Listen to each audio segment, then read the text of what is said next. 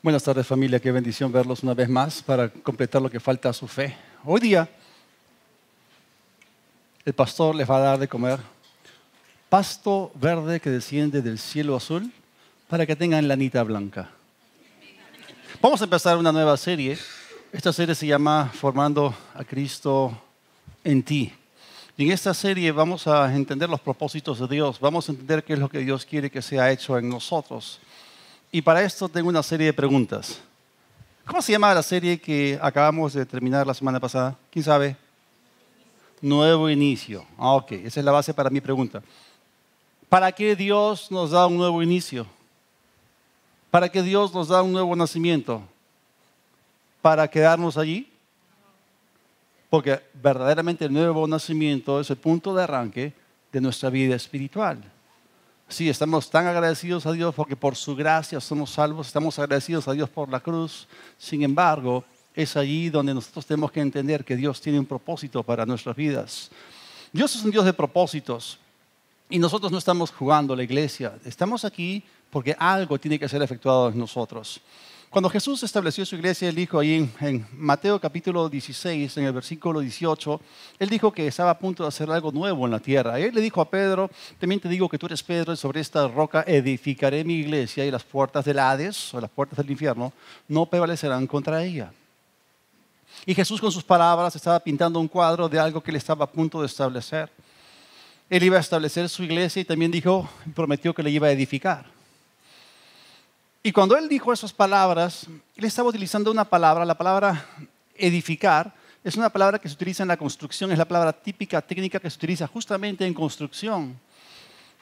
Y cuando hablamos de esto, estamos seguramente pensando en edificios, pero cuando Jesús dijo, edificaré mi iglesia, no estaba hablando acerca de locales de iglesias donde la gente se reúne, no estaba hablando acerca de paredes, de ladrillos, de puertas, de ventanas, no estaba hablando de bisagras, estaba hablando acerca de gente.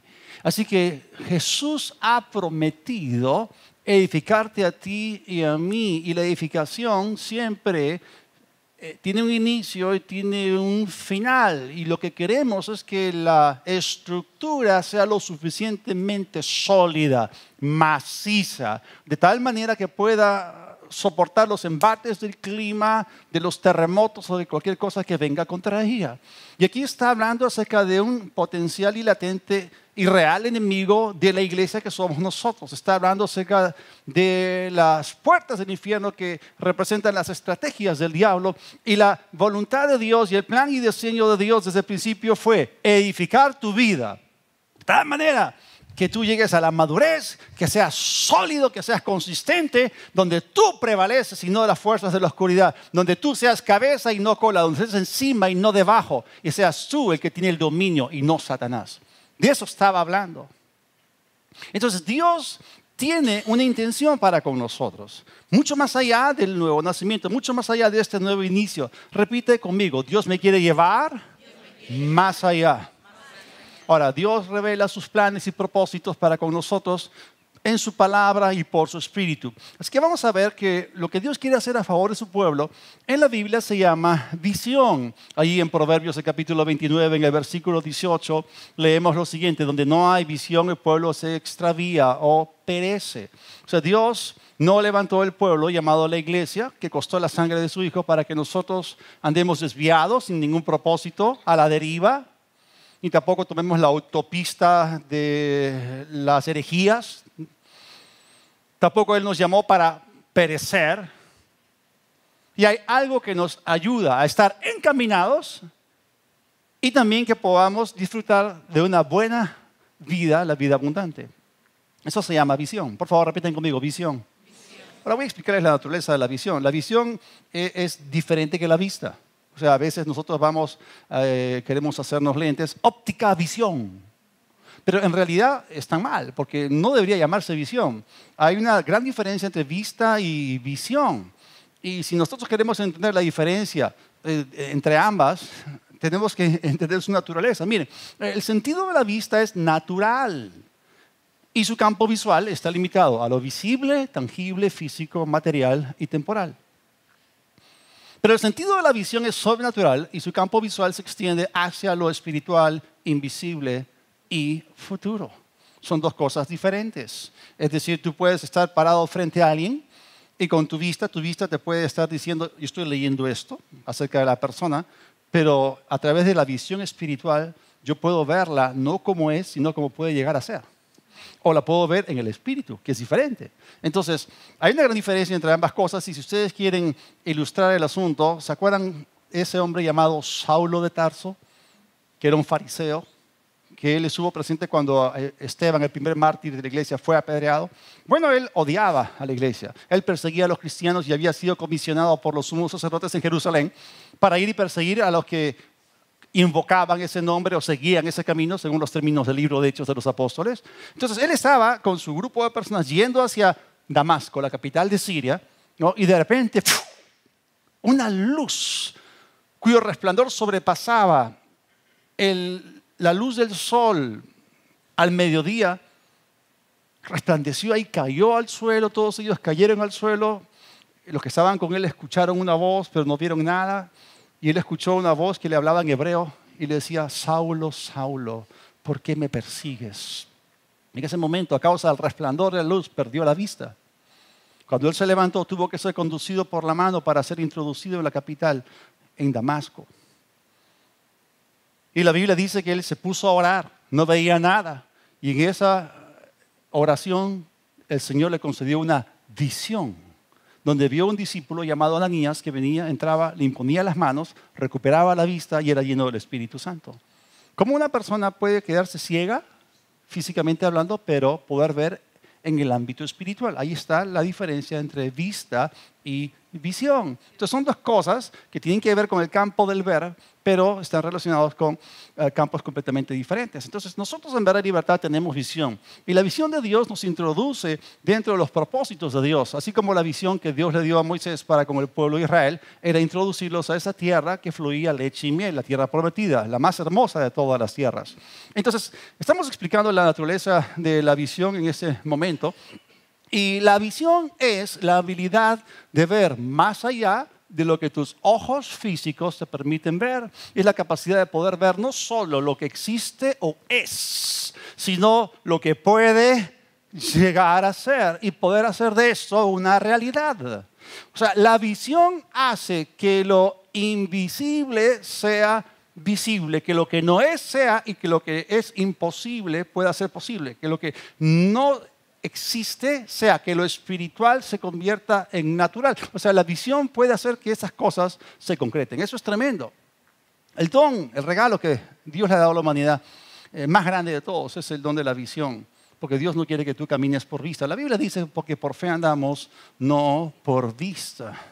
Entonces, eso significa que la fe está relacionada con el sexto sentido. Tenemos en nuestro cuerpo 5 sentidos, pero hay un sexto sentido que es espiritual. Nuestro espíritu tiene ojos, nuestro espíritu tiene oídos, podemos oír en el espíritu. Jesús dijo que tiene oídos para oír, que oiga, y no se refería a lo físico, porque todos tenemos orejas.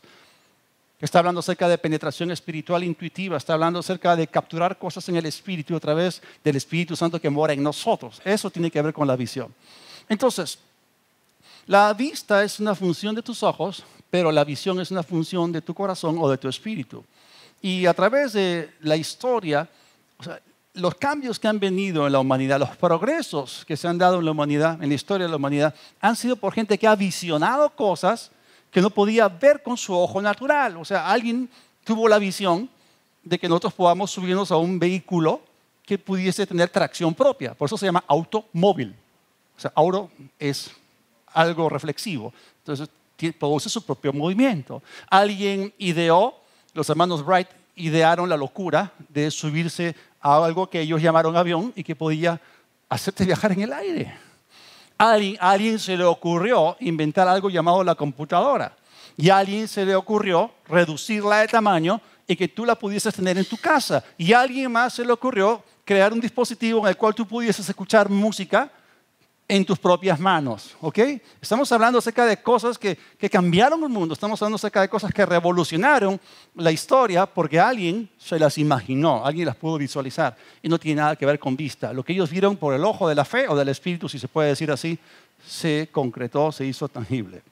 Entonces, visión es poder ver el futuro antes de que llegue a existir. Es un dibujo, un cuadro mental de un destino. Y Dios le da al hombre visión para que no viva por vista. Entonces, estos son los resultados de cosas que la gente ha visionado. Ahora, me gusta mucho lo que hace algunos años tuiteó un tremendo comunicador australiano, él se llama Mal Fletcher, él actualmente vive en Europa. Y él dijo lo siguiente: un equipo sin una visión continuamente vocalizada por un líder es semejante a un barco sin timón. Y en el barco llamado Verdad y Libertad hay timón y hay un capitán. Y hay un líder navegante y nosotros sabemos a dónde estamos yendo.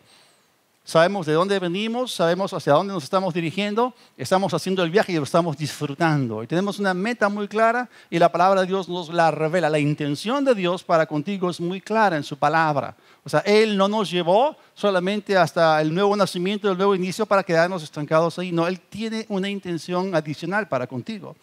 Entonces, tenemos ideas muy claras de lo que hacemos, de cómo lo hacemos y por qué lo hacemos. Tenemos claro cuál es el punto de partida, cuál es nuestro viaje y también cuál es nuestra meta. Entonces, Dios quiere hacer algo en nosotros y a través de nosotros. Y la Biblia nos revela la voluntad de Dios de una manera muy peculiar. ¿Cuántos saben que la Biblia es un libro que contiene palabras? Hay miles de palabras en la Biblia. Y son las palabras de Dios, por supuesto. Pero hay algo tan tremendo. Las palabras producen imágenes. Vamos a hacer un experimento para confirmar esa verdad. Por favor, todos cierren sus ojos. Globo rojo. Ya pueden abrir sus ojos. Dije globo rojo. Cuando tenían los ojos cerrados, ¿se proyectó en la pantalla de su mente la imagen de un globo rojo? Claro, ustedes pudieron visualizarlo con los ojos cerrados, porque las palabras producen imágenes. Y la Biblia, que está registrada a través de cuestiones verbales, pinta cuadros. O sea, que tú en la palabra de Dios puedes ver, o sea, lo impreso, lo que está escrito de manera verbal o textual puede ser capturado con el otro hemisferio de tu cerebro, sobre todo con tu espíritu, de una manera gráfica. Las palabras producen imágenes. Entonces, cuando estamos viendo lo que estamos viendo, estamos leyendo lo temporal, pero cuando nosotros podemos pasar de vista a visión, podemos mirar la intención de Dios que es eterna. Esto es interesantísimo. Entonces, en la Biblia, Dios nos pinta cuadros de cuál es su voluntad para con nosotros. Y en primer lugar, te voy a decir tu vida a colores. ¿Está bien? Ahí va. Hay 3 fases. ¿Qué significa mi vida a colores? Que no es en blanco y negro, pues. Ok, la vida de cada uno de nosotros tiene 3 fases. No se olviden estas fases porque lo voy a mencionar a lo largo de toda esta enseñanza. Fase número 1. Lo que fuiste sin Cristo. ¿Okay? Fase número 2, lo que actualmente eres en Cristo. Fase número 3, lo que llegarás a ser o serás en Cristo. Tenemos allí 3 fases claramente definidas. Ahora, la primera fase, lo que fuiste sin Cristo, ya no importa. Las cosas viejas pasaron, todas son hechas nuevas. ¿Ok? Así que el hombre viejo, ese viejo ya está crucificado, sepultado, se quedó allí. Está prohibido pescar en el mar del olvido, ¿ok? No metas tus narices en los tachos de basura, no huelen bien. Entonces, olvídate de ese viejo, ¿ok? Ya. La segunda fase es lo que eres en Cristo, y eso cuenta. Y gracias a Dios que nosotros, miren, estamos muy agradecidos a Dios porque hasta el punto en que ustedes han llegado a crecer espiritualmente. Yo me gozo por el crecimiento espiritual que ustedes tienen, pero esa no es la meta. Cuando el apóstol Pablo escribía sus epístolas, siempre empezaba con la salutación, ¿no? Gracia y paz les sean multiplicadas. Y siempre empezaba con una oración, pero la oración se descomponía en 2, la oración de acción de gracias y la oración de petición. Y el contenido de la acción de gracias variaba según el grupo de personas a las cuales les escribía, ¿no? Por ejemplo, a los colosenses, ¿no? Doy gracias a Dios por su fe y amor, ¿no? Fe en el Señor Jesucristo, amor para con todos los santos. O sea, 1 Corintios 1 habla acerca de la gratitud de Pablo porque ellos habían sido enriquecidos con toda ciencia, con todo conocimiento y una serie de cosas. Entonces, siempre empezaba reconociendo lo bueno que había en las personas. Pero él no se quedaba ahí, porque todavía sabía que faltaba mucho, faltaba una tercera fase. Entonces él luego cambiaba de modo acción de gracias a modo petición y oraba y pedía cosas concretas. El contenido de la oración tiene que ver justamente con la tercera fase, lo que tú debes llegar a ser en Cristo, lo que serás en Cristo. Él oraba para que eso fuese obrado en ellos, para que ellos pudiesen llegar a hacer eso. Entonces, lo que somos cuenta, gracias a Dios, por eso, pero no es el destino final, no es el producto final. Lo que llegarás a ser o serás en Cristo, aquel en quien tú te estás convirtiendo, eso es lo que cuenta en el balance final. Ese es el producto final y eso es lo que más vale. Ahora, yo les voy a hacer una pregunta. ¿Saben ustedes cómo luce un verdadero cristiano? Bueno, si ustedes quieren saber, quieren tener una idea de cómo luce un verdadero cristiano, no me van a traer a un recién convertido, ¿no? Porque un recién convertido es un bebé espiritual, es un bebé en Cristo, está en modo no desarrollado. Tampoco me van a traer un cristiano carnal. Porque si colocamos delante de nuestros ojos el modelo imperfecto de un cristiano carnal o un cristiano inmaduro, o sea, quizás yo ya pasé esa etapa y yo no quiero experimentar un retroceso en mi vida, ni a la niñez, ni a la infancia espiritual. Entonces Dios no nos trajo a donde estamos para retroceder. Dios no quiere que experimentes ningún retroceso espiritual. Porque nosotros no somos como el cangrejo que camina hacia atrás, ¿ok? Somos como salmones espirituales que nadan en contra de la corriente de este mundo. Y se supone que debemos estar creciendo espiritualmente, ¿ok? Entonces, si tú quieres que se te presente un modelo de un verdadero cristiano, tienes que tomar los modelos propuestos por Dios. Nada que ver con los modelos del mundo y tampoco con los modelos que nos dan los cristianos inmaduros. Necesitamos ver algo en su estado desarrollado.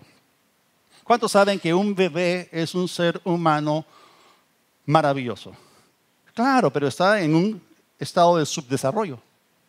Así como hay países tercermundistas que no están desarrollados, están en camino al desarrollo, así como hay potencias mundiales del primer mundo, que son potencias, están desarrolladas en eso. De la misma forma, el hombre puede ser desarrollado.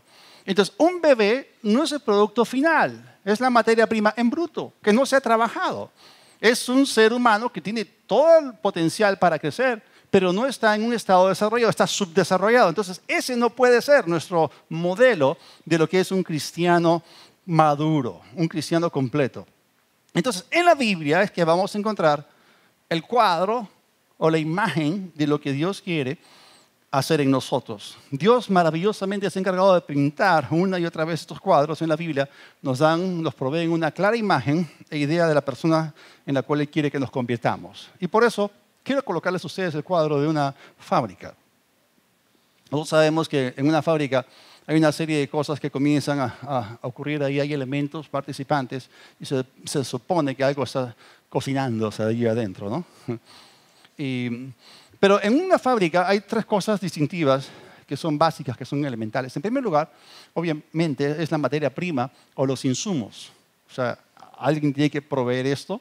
Ahí los proveedores traen esto, porque a partir de eso hay que llegar a otra cosa. Entonces, lo primero es la materia prima. Luego esa materia prima es sometida a una serie de procesos. Pueden ser múltiples procesos, diferentes tipos de procesos. Pueden ser físicos, pueden ser químicos, puede haber temperatura a la cual la materia prima es sometida, puede haber presión, puede haber cortes, puede haber una serie de cosas. Entonces, en una fábrica, la materia prima en bruto se tiene que trabajar a través de una diversidad de procesos diferentes. Y se va avanzando en la línea de producción. Y finalmente, ¿qué cosa obtenemos? El producto final. Ahora, vamos a hablar acerca del fabricante, el gestor de todo este proceso. El fabricante, por supuesto, tiene que saber, tiene que tener una idea clara de cómo va a lucir el producto final. ¿No es así? Se supone que el fabricante debe saber cuáles son las especificaciones finales del producto que está manufacturando, que está produciendo, ¿okay? Y que tiene que comercializar. Por ejemplo, nosotros, en este caso es una botella de agua San Mateo. Esto no es publicidad para San Mateo, por favor. Pero esto viene con una etiqueta. Por favor, repitan conmigo, etiqueta. ¿Y la etiqueta qué cosas están registradas? Las especificaciones. Esta es agua de manantial. No es procesada ni purificada. La recogen de los deshielos, ¿okay? Ahí en San Mateo, ¿okay? Y luego la envasan. ¿Están ahí o no? Pero la mayor parte de productos que nosotros compramos, que tienen etiquetas, contienen una serie de especificaciones. No sé si es un alimento o algo, cuánto de sodio, cuál es su contenido de proteínas, nutrientes y grasas, y azúcares, carbohidratos. O sea, todo eso está especificado en la etiqueta. De la misma forma, tenemos que saber cuál es el contenido de la etiqueta del cristiano cuando Cristo ha sido formado en él. ¿Acaso la Biblia no dice que tú y yo somos cartas vivientes? O sea que si nos ha escrito algo, la gente te puede leer. O sea, ¿qué especificaciones está leyendo en tu vida la gente que te lee? ¿Está leyendo, no sé, contiendas? ¿Está leyendo que eres una persona fosforito que explota cada rato? ¿Qué cosa está leyendo? Entonces, nosotros necesitamos tener una idea clara de lo que Dios quiere lograr en nosotros por medio de Cristo. Y miren, esto es importante, esto es base en el liderazgo. El líder tiene en mente el fin desde el principio. O sea, antes de empezar a trabajar con gente, él ya debe tener una idea clara del lugar hacia el cual se está dirigiendo. Tiene que atravesar el proceso, algo tiene que ser efectuado en la gente, hay una serie de especificaciones que tienen que ser obtenidas, hay una etiqueta que ha sido extraída de la palabra de Dios, porque si la persona no tiene la más mínima idea de dónde está yendo, a dónde se dirige, entonces no va a llevar a la gente a ningún lugar en particular y la gente va a terminar dando vuelta en círculos. Y esa clase de líderes, Jesús los calificó, dijo, son guías ciegos de ciegos. ¿Y a dónde terminan? ¿Cuál es su paradero? Ambos, el seguidor como el líder o como el guía, terminarán cayendo al hueco. Ese es su hueco. Ese es su destino. ¿Por qué? Porque no están yendo hacia un lugar que es un puerto seguro, si se puede decir así. Entonces, un líder con ideas claras tiene el cuadro mental claro en mente de cómo lucirá el producto final antes de que el proceso inicie, en donde se tiene la materia prima en bruto. Entonces, un líder visionario cristiano mira la materia prima y contempla al mismo tiempo de lo que sus ojos, los ojos de la carne pueden leer, él puede visualizar con el ojo del Espíritu cómo es que él quiere que sea o que luzca el producto final. O sea, cuando mira la materia prima, ve potencial, ve posibilidad, ve una obra maestra. Y a esta capacidad de ver así se le llama visión. Y quiero que ustedes entiendan una cosa. Algunas iglesias existen para entretener a la gente, pero otras iglesias se mueven en base a propósitos concretos, a través de los cuales llevan a las personas en un proceso en el cual hay una transformación milagrosa tomando lugar en sus vidas. Y de eso se trata, porque nosotros no estamos aquí para consumir oxígeno, para calentar bancas o para sencillamente matar el tiempo. No estamos aquí para dar vueltas en círculos. Debemos entender la meta hacia la cual nos dirigimos. Hay clubes en nuestro país y hay gente que son socios, pero la iglesia no es un club. La iglesia es una familia espiritual, pero también es una fábrica espiritual que produce los hombres y mujeres de hoy y de mañana. Entonces, el nuevo inicio, lo que tenemos en nuestras manos, ¿qué cosa es? Es el bebé, es el infante espiritual, es el nuevo creyente. Esa es la materia prima en bruto que no ha sido trabajada. No digo que sea bruto, sino digo que no se ha trabajado, ¿ok? En bruto significa tal como ha sido extraída de su entorno, de la naturaleza. Entonces, al principio se tiene eso, pero al final, después de concluido el proceso, se tiene el producto final. Ahora, vamos a remitirnos a un personaje de la historia. ¿Cuántos han escuchado acerca de Miguel Ángel? Tremendo artista. Si tú le traías a Miguel Ángel un bloque de granito, su vista le dictaba que lo que tenía delante de él era un amorfo bloque de piedra. Pero él tenía el ojo del artista desarrollado, o sea que hay algo que trasciende la vista, que es la visión, que comienza a operar. Entonces, de ese bloque de granito, él comenzaba a mirar una maravillosa escultura. ¿Cómo podía quedarle? ¿Vamos a esculpir la Pietà? ¿O a Moisés? ¿O a David? ¿Okay? Entonces, él estaba ya visualizando. Si tú a un ebanista le traes un pedazo de madera escogida muy fina, entonces él comienza a pensar inmediatamente en qué cosa puede tallar a partir de esa pieza de madera. Si tú a una persona le das, por ejemplo, te vas a las minas de Sudáfrica y extraes un bloque así de un diamante gigante. Y tú se lo das a un especialista. ¿Quiénes son los mejores especialistas para cortar diamantes? Los israelitas. ¿Saben ustedes que Israel es tan rico por la bendición de Abraham sobre ellos? Y ellos se han diversificado tecnología, turismo y el asunto de los diamantes. ¿Okay? Y si tú le llevas a un especialista judío un diamante en bruto extraído de Sudáfrica, o sea, él no está mirando una masa amorfa que no está trabajada. Él comienza a mirar, esta gema preciosa puede producirse después que haya sido cortada, tallada cuidadosamente. Ahora, cuando hablamos acerca de Cristo formado en ti, no estamos hablando acerca de cosas, estamos hablando de personas, estamos hablando acerca de, tú vales más que un pedazo de granito, que una madera fina escogida o que un diamante en bruto sin tallar. Porque tú y yo tenemos un tremendo valor intrínseco porque fuimos hechos a imagen y semejanza de Dios. Y es interesante que si hacemos una comparación entre la materia prima en bruto no trabajada y el producto final, definitivamente el valor se incrementa tremendamente cuando el producto está completamente terminado. Entonces tu vida es muy valiosa. Gracias a Dios si has alcanzado el nuevo inicio que es el nuevo nacimiento. Pero lo que tú eres en Cristo sin haber sido desarrollado, si tú eres un cristiano subdesarrollado, te digo, un cristiano desarrollado y maduro vale mucho más que un cristiano subdesarrollado.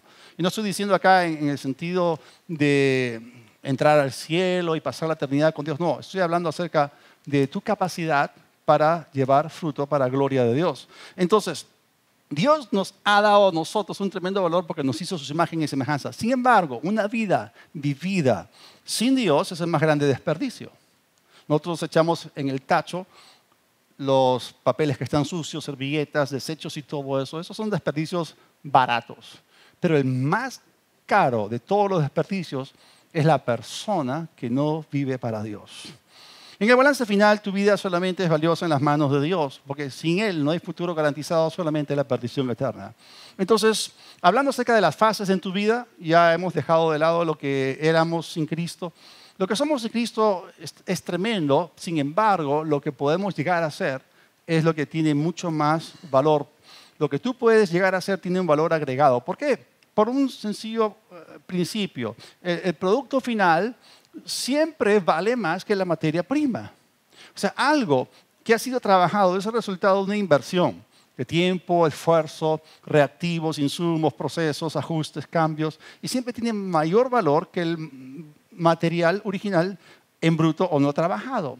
Entonces, cuando nosotros venimos a Cristo y experimentamos el nuevo nacimiento y tenemos un nuevo inicio en Él, lo que ocurre es que somos personas que hemos sido maleteadas por Satanás. O sea, el diablo, ¿cuál es la obra y el propósito del diablo?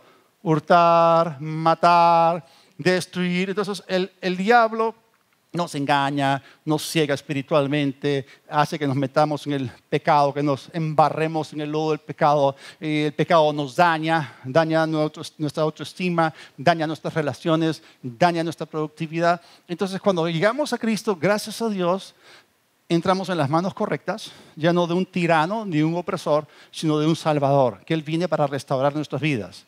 Por eso la iglesia es como un hospital, ¿okay? Pero también como una fábrica. Entonces, tú naces de nuevo y Él te hace de nuevo. Y gracias a Dios por lo que es efectuado dentro de ti cuando naces de nuevo, pero eso no es el lugar que tú puedes llegar a alcanzar. Ese es solamente el inicio. Naces de nuevo y luego llegas a ser lo que Dios siempre quiso que fueses. Miren, vamos a hablar acerca del apóstol Pablo. ¿Se acuerdan que les hablé acerca de edificación? Jesús dijo, edificaré mi iglesia. Y la palabra edificar tiene que ver con la construcción. Bueno, yo les quiero hablar acerca de un tremendo constructor. Es el apóstol Pablo. Y él era perito arquitecto. Él se llama a sí mismo perito arquitecto. Y él sabía de construcción. Él construía tiendas o tabernáculos. Pero no solamente era experto en esa clase de construcción, él era experto en la edificación del cuerpo de Cristo. Entonces, él visualizó el proceso, él entendió que estaba trabajando en una fábrica. Y en Filipenses, el capítulo 1, en el versículo 6, Él dijo lo siguiente: estoy convencido de esto, que el que comenzó tan buena obra, miren cómo la califica. O sea, tú no eres cualquier cosa. Lo que Dios empezó en ti es precioso. Estoy convencido, estoy completamente persuadido de esto, que el que comenzó tan buena obra en ustedes, la irá perfeccionando, completando hasta el día de Cristo Jesús. No tengo ustedes la palabra comenzó. No tengo ustedes que habla acerca del día de Cristo Jesús. Hay un inicio, hay un proceso y hay un fin. Aquí está hablando acerca de etapas. Así que hay algo que tiene que ser efectuado en nuestras vidas desde que recibimos a Cristo o nacemos de nuevo. Hay todo un proceso que atravesar hacia una meta propuesta por Dios mismo. Y como ya les dije, el producto final tiene un valor agregado, porque al final del proceso llegas a ser alguien que está perfectamente alineado con la voluntad de Dios en espíritu, en alma y en cuerpo. Y llegas a ser lo que Dios quiso que tú llegues a ser. Yo quiero decirles a cada uno que está escuchando el sonido de mi voz, de que ustedes no son un accidente, ustedes no son un experimento fallido, ustedes no están aquí para consumir oxígeno, para calentar bancas, butacas o sillas, ustedes están acá con un serio propósito. Dios los creó para la grandeza. Hay grandeza dentro de ti, hay potencial dentro de ti. Puede que yo te vea así. Si tú saliste rápido de tu casa y no te peinaste, llegaste con un despeinado, ok, yo te puedo ver eso, mi ojo puede ver eso, ok. Y sin embargo, el ojo de la fe puede ver otra cosa. Yo veo en ustedes un tremendo potencial. Yo veo en ustedes a hombres y mujeres de Dios tremendamente poderosos en Dios. Yo los veo así. Y yo no trabajo en vano. Yo sé hacia dónde estamos yendo, gracias a Dios. Entonces, tú no te puedes dar el lujo de desperdiciar tu vida colocándola en las manos incorrectas o en el proceso incorrecto. Estábamos cantando la primera canción de Gloria en Gloria, ¿no? Barro quiero ser en tus manos.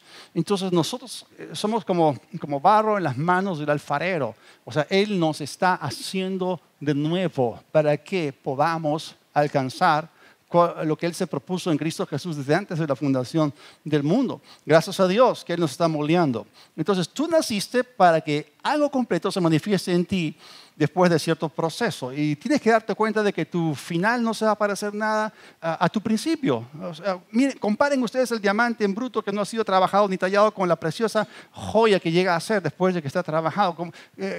Compara tú un bebé recién nacido con un hombre maduro que es de bendición, que no está en modo recibir solamente, sino que ya está produciendo, que está dando. Entonces, tu final no se parece en nada a tu comienzo. Entonces, tienes que darte cuenta que lo que Dios quiere hacer en ti es tremendo. Entonces, vamos a capturar los cuadros en la palabra de Dios que tienen que ver con el contenido de la etiqueta de lo que representa el interior de una vida cristiana, donde Cristo está formado en ti. Imagínate, ustedes leen la etiqueta de los productos que compran. O sea, tienes que tener una idea de lo que posee. ¿Qué pensarían ustedes si en la etiqueta dice una cosa, pero adentro no la tiene? ¿Leche Bamba? ¿Qué cosa pensarían ustedes? ¿Chocolate Bamba? ¿Cristiano Bamba? Lo que está en el interior tiene que estar también reflejado en la etiqueta que habla de las especificaciones y el contenido. Entonces, la Biblia nos da cuadros. Acuérdense que las palabras producen imágenes, ¿ok? Vamos a empezar en Colosenses. El apóstol Pablo, un tremendo constructor y edificador en el Espíritu, nos suelta esta tabla de especificaciones del propósito de Dios para ti. ¿Está listo o no? Ahí va. Colosenses 1, del 9 al 11. Este es un primer cuadro. Por eso, desde el día en que lo supimos, no hemos dejado de orar por ustedes. Ahora está en modo de petición, modo de oración de petición, pidiendo para que algo sea hecho en ellos. Ya pasó las acciones de gracias en los versículos previos. Pedimos. ¿Cuál es el contenido de la oración? Pedimos que Dios les haga conocer plenamente su voluntad con toda sabiduría y comprensión espiritual. ¿Para qué? Para que vivan de manera digna del Señor, agradándole en todo. Esto implica dar fruto en toda buena obra, crecer en el conocimiento de Dios y ser fortalecidos en todo sentido con su glorioso poder. Así perseverarán con paciencia en toda situación. Y la oración de Pablo apunta a componentes muy puntuales y específicas. Estas componentes Están repartidas en el texto de manera secuencial en 7 bloques de información. Y se los voy a soltar. Acá está la etiqueta de lo que Dios quiere para ti. Esa es una tabla inicial de especificaciones, porque hay más. Bueno, primera componente clave.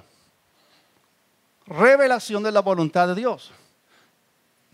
¿Y qué cosa es la revelación? Es el canal mediante el cual nos llega a nosotros la visión de la meta o voluntad de Dios que debe ser alcanzada a través del proceso.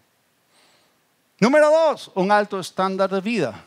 Lo que se menciona acá es lo que Dios quiere que alcancemos y que encaje con sus requerimientos. O sea, nuestro estilo de vida debe glorificar a Dios. Nosotros queremos que nuestro estilo de vida cause de que Dios sea glorificado y que la doctrina sea adornada, porque Pablo nos alerta de que el nombre de Dios puede ser blasfemado y la doctrina también puede ser blasfemada por nuestro mal comportamiento. O sea, debemos vivir delante de Él como es digno de Él, como Él se merece. 3, el anhelo de agradarle. Y esa debe ser nuestra más alta meta. Ustedes saben que el todo es la suma de las partes. Por lo tanto, necesitamos aprender lo que le agrada a Él y lo que le desagrada, lo que Él ama y lo que Él aborrece o abomina. 4, una vida productiva. Esa es la 4ª especificación. Una vida productiva debe ser la meta de todo cristiano que ha alcanzado la madurez. O sea, tenemos que llegar a la etapa de la productividad en nuestras vidas. Y Jesús dijo que cuando tú y yo maduramos, llegamos a la etapa de la productividad y producimos muchos frutos, nuestro Padre entonces es glorificado. Una vida de esterilidad, una vida que no es fructífera, no es lo que Dios quiere para ti. La meta es que tú y yo seamos altamente fructíferos y que la clase de fruto que produzcamos sea de calidad y que permanezca. 5, crecimiento continuo. Acá está hablando acerca de que si tú te mantienes conectado con Dios, entonces vas a seguir creciendo. Imagínate una rama que está conectada al tronco de un árbol y mientras permanece conectado participa de la vida del árbol, de la savia del árbol. Si tú arrancas la rama, deja de crecer. Se muere. La terminas echando en el fuego. O sea, si te cortas el brazo y tú eres un niño, te cortan el brazo, deja de crecer, ¿no? Ok. Me han dicho que en las lagartijas tú le cortas la cola y le sale otra. Pero no somos cristianos lagartijas. Ok. El crecimiento funciona cuando te mantienes conectado a la vida. Él es nuestra vida. ¿Okay? Si tú tienes comunión con el Señor, vas a seguir creciendo en Él. Vas a seguir creciendo en el conocimiento de Él. Eso es bien importante. Ahora, hay algo triste, es un mal debajo del sol. Hay un mal debajo del sol que es común entre los hijos de los hombres en las iglesias. Esos son los cristianos que no leen su Biblia, no la estudian, no la meditan, no la escudriñan en base diaria y no oran. ¿Cómo pues pretenden crecer y desarrollarse espiritualmente? Más le dan tiempo a las cosas naturales y carnales, obviamente resultado cristiano carnal, pues. Pero si tú quieres ser espiritual, tienes que enfocarte en las cosas del espíritu, tienes que alimentar tu espíritu más de lo que alimentas tu carne, ¿ok? Entonces, lo que pasa en esos casos es que el cristiano no llega a pensar como Dios piensa y no llega a actuar como Dios actuaría en cierta situación. Entonces se quedan estancados en el proceso y no avanzan y nunca llegan a ser un producto final con todas las especificaciones. O sea, tu etiqueta está incompleta. O más bien, tiene algunas anotaciones que no son muy agradables que digamos. ¿Okay? Entonces, el crecimiento continuo es muy importante. Necesitamos conocer a Dios y también su palabra. 6, fortaleza creciente.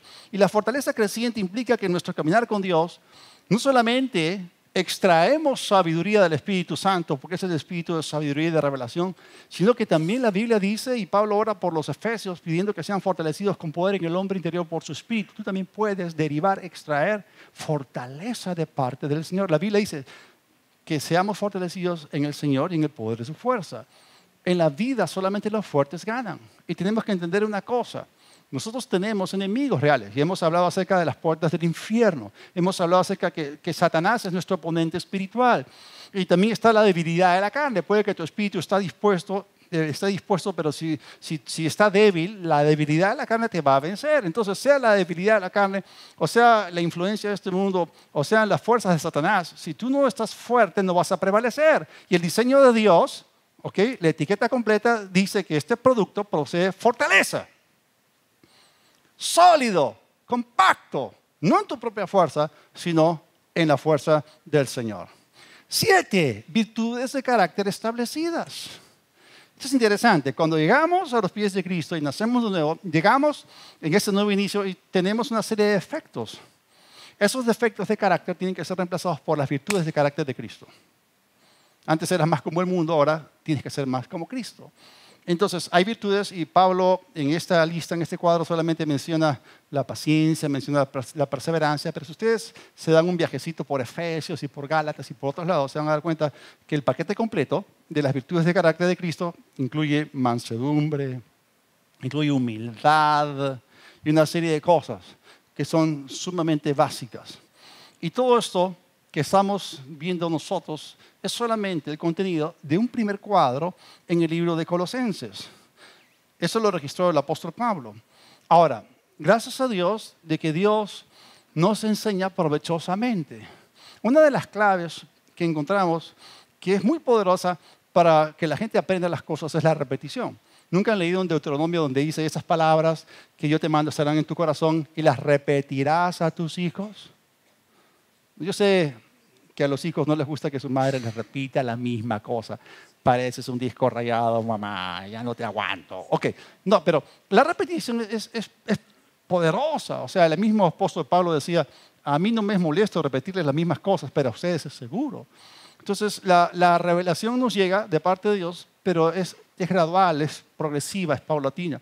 Entonces, Dios nos repite las cosas porque la fe viene por el oír y el oír. ¿Ok?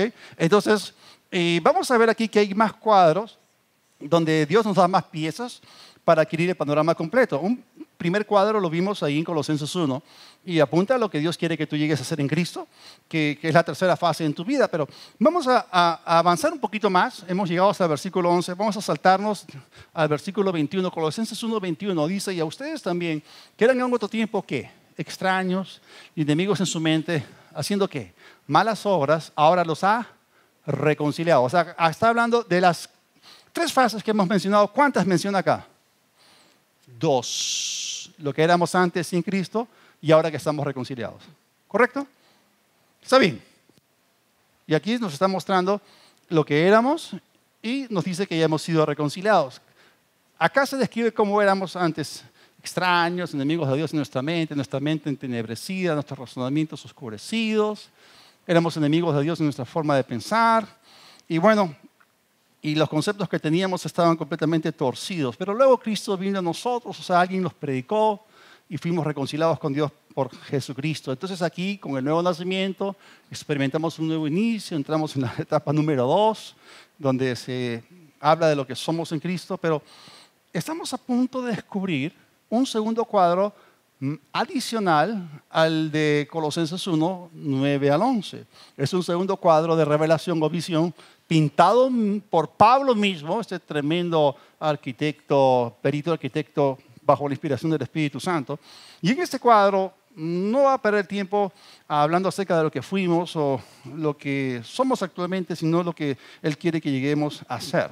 Me refiero a la meta, el producto final, al final del proceso en esta fábrica espiritual llamada la iglesia. Entonces Pablo termina ese versículo con la palabra reconciliado, reconciliación. Él nos explica aquí cuál es el propósito de la reconciliación con Dios el Padre, que no solamente es darnos un nuevo inicio, que es una nueva oportunidad, es un borrón y cuenta nueva, sino que Él nos hizo nacer de nuevo en el Espíritu con un propósito.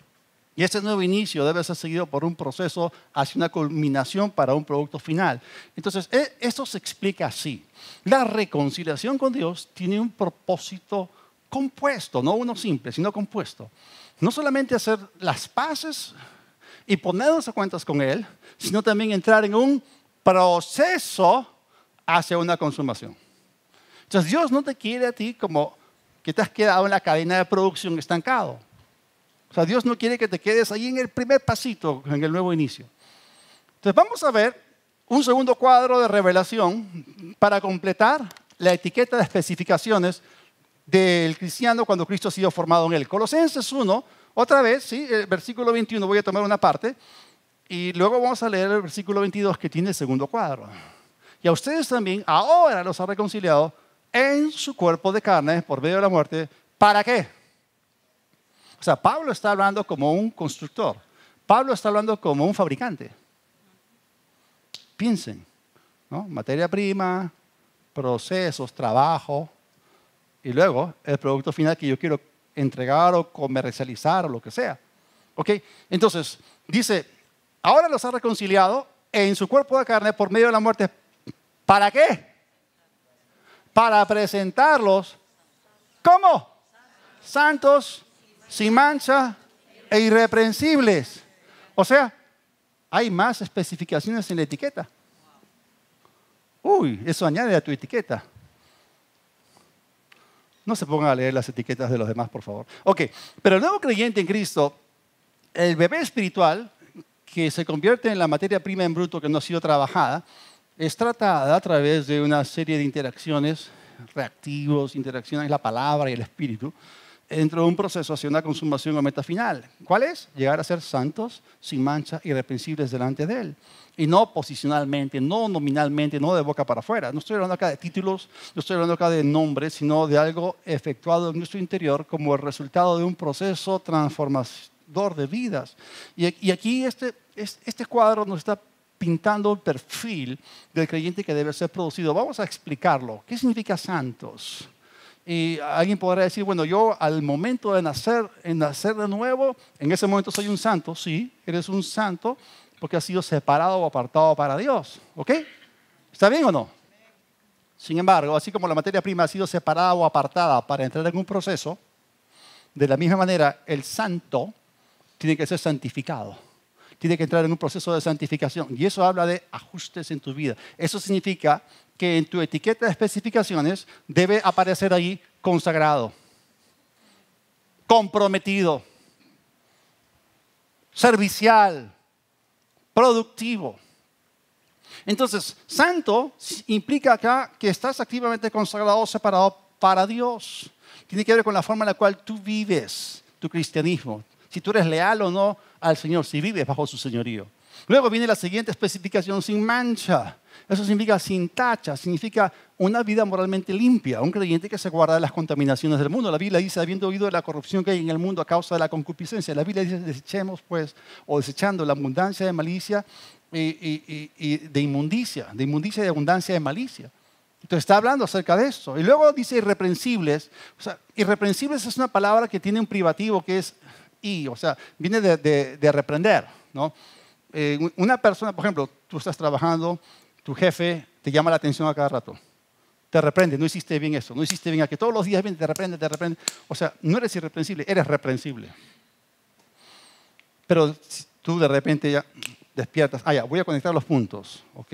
Él me está diciendo esto, entonces ya, yo aprendo, ¿no? Adquiero conocimiento y la adquisición de conocimiento lleva a un cambio de conducta.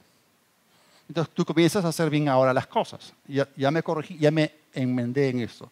De repente ya tu jefe te deja de llamar la atención en esto y en aquello. Ahora eres irreprensible. Todo lo estás haciendo bien. Ahora eres felicitable. Entonces Dios nos está llamando acá a alinearnos perfectamente con su palabra, de tal manera que no seamos personas que están fallando continuamente. Entonces estas tres palabras añaden a la etiqueta de especificaciones es un cuadro que nos presenta tres adjetivos calificativos que tienen que ver con pureza. O sea, santos es una declaración positiva. Sin mancha es negativa porque tiene un privativo. Pero ambas cosas, santos y sin mancha, se refieren a nuestra vida interior. Y la palabra irreprensibles tiene que ver con nuestra vida externa, es decir, nuestro desempeño. Ahora, hay un cuadro más en el versículo 28, así que vamos a saltar acá. Y dice, está hablando acerca de Cristo. Dice, a quien anunciamos, amonestando a todo hombre y enseñando a todo hombre en toda sabiduría, ¿a fin de qué? ¿A fin de qué? Otra vez el arquitecto, otra vez el constructor, otra vez el fabricante. Él tiene que presentar un producto.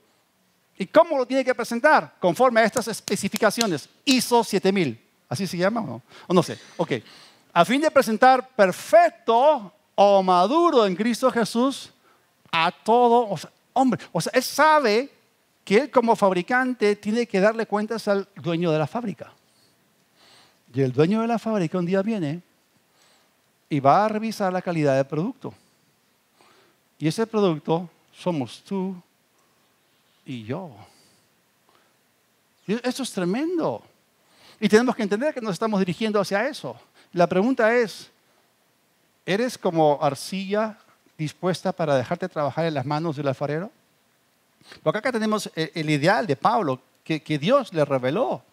Y esa es la meta hacia la cual él trabajaba y nosotros también trabajamos hacia esta meta en verdad y libertad, que alcancemos la madurez espiritual en Cristo. Y con esto termino. Y voy a hablar como pastor de una iglesia de la cual ustedes forman parte. Tengo un trabajo, un producto que entregar.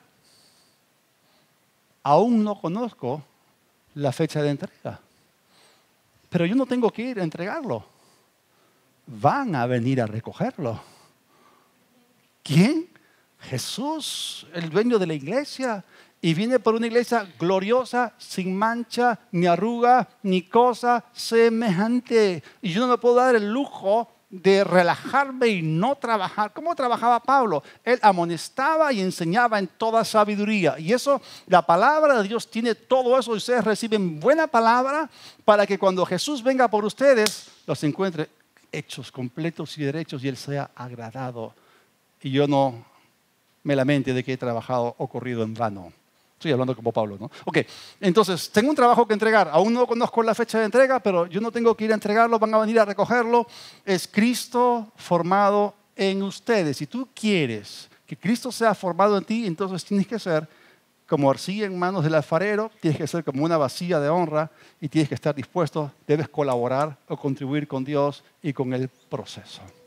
Toda cabeza inclinada, todo ojo cerrado. Señor, te damos gracias. Gracias por tus diseños, por tus planes, por tus propósitos. Colaboramos contigo, nos conectamos con lo que tú quieres hacer. Entendemos que estamos en un proceso. Bendecimos tu nombre. Gracias por lo que tú te has propuesto, que la plenitud de Dios habite en nosotros. Cristo en nosotros, la esperanza de gloria. Gracias, Padre. Y si estás acá esta tarde y aún no has recibido a Cristo en tu corazón y quieres empezar con el proceso, bienvenido. Tú puedes tener un nuevo inicio recibiendo a Cristo. Repitan conmigo esta oración. Dios del cielo, me someto a ti. Jesús, te necesito. Sé mi Señor. Empieza una buena obra en mí. Perdona mis pecados. Hazme una nueva persona. Gracias por llevarme a tu grandeza. En el nombre de Jesús. Amén.